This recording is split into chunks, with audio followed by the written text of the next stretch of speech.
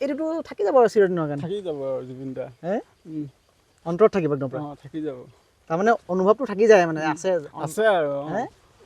সেইটো এতিয়াৰ পৰা নহয় এই যেতিয়া আঁকিছিলা তেতিয়াৰ পৰাই আৰু তেতিয়াৰ পৰাই। নকা আগৰ পৰাই মই ভাবিয়ে থাকোঁ জুবিন দাৰ ফটো এখন আঁকিম নেকি এদিন আঁকিম নেকি ক'ত আঁকিম মই ভাবি পোৱা নাছিলোঁ তাৰপিছতে আৰু লগৰজনে ক'লে কি আঁক য'তে আঁক আঁক তাতে আৰু মই চিন্তা কৰিলোঁ বুকুতে আঁকি দিম আৰু কোনেও কাৰণে বুকুতে আঁকি দিলোঁ সেইটো কাৰণে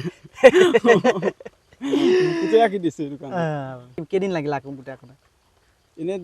15 দিনমান লাগিছে আৰু ৰখি ৰখি আঁকিছোঁ যে মানে সেইটো এটা কষ্টও এটা আছিলে মানে যন্ত্ৰণা এটাও আছিলে 15 দিন গৈ খুচি থকা ৰৈ থকা মানে তথাপিও কিন্তু জুবিন দাৰ প্ৰতি ভাল পোৱাটো যে আছে সেই ভাল পোৱাটোৱে সেই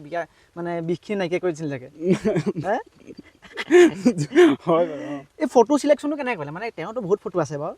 এইখন কোনে চিলেক্ট কৰিলে ফটোখন যে এইখনে আঁকিব লাগিব ইয়াত বুলি ফটোখন আমি দুজনে চিলেক্ট কৰিছোঁ তাৰপিছতে পৱন নামৰ ল'ৰাজনে ফটোখন দিছিলে আমি যোনখন ফটো চিলেক্ট কৰিছোঁ সিও সেইখন ফটোৱে চিলেক্ট কৰিছে